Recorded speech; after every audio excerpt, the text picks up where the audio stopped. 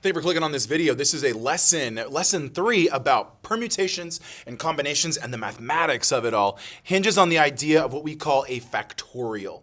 Really good stuff in there, really helpful line of thinking, and it actually adds another operation to your mathematical toolbox. Highlight what I've highlighted. The key terms here on this side: factorial, permutation, circular permutation, and combination. And we're going to use these vocabulary words to define what they are, but also how they help us with probability situations.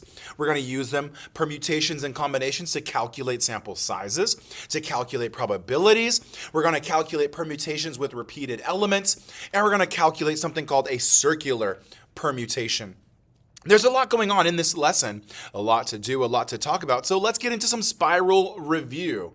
Here we go. Question 1, determine the value of each expression. And honestly, there are some tricks to multiplication. Maybe you multiply up numbers that make tens first and then multiply through there. But really, just get it done. Here we go.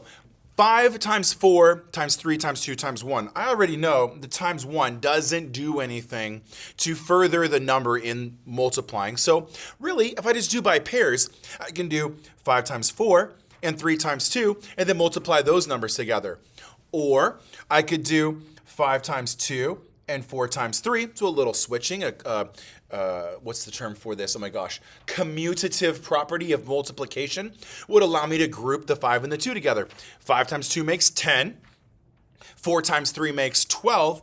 So then I can go one level down to the multiplication here and get 10 times 12, which is 120. And if you're ever not certain at any point, you just bring out the calculator and go, hey Siri, what's 5 times 4 times 3 times 2 times 1?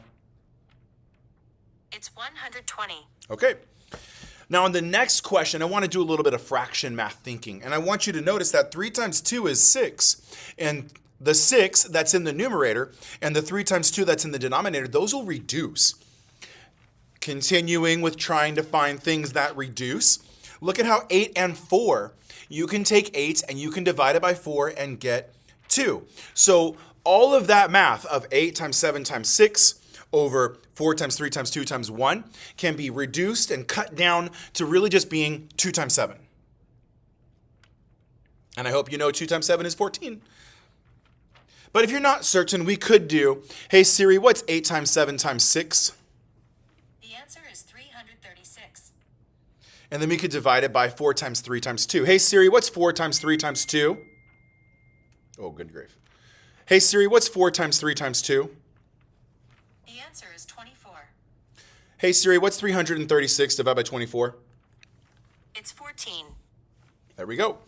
So if we can cross things out and not do the entire multiplication, but do the pieces that we need to do, then that's going to make our math a lot simpler. Like, look over here on number 3. Actually, pause the video. You do number 3 and then resume the video to see if I did your same line of thinking, okay? Pause and resume. So 3 times 2 times 1 is 6. It'll cross out the 6 in the numerator.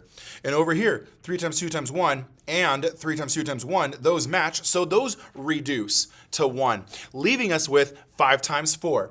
5 times 4 is 20. There you have it. Thank you for watching. We're going to continue talking about permutations and combinations and how factorials are a thing that you're going to learn about and how useful they are in our calculations for permutations and combinations. Thanks for watching. Stick around. The next episode ready to go.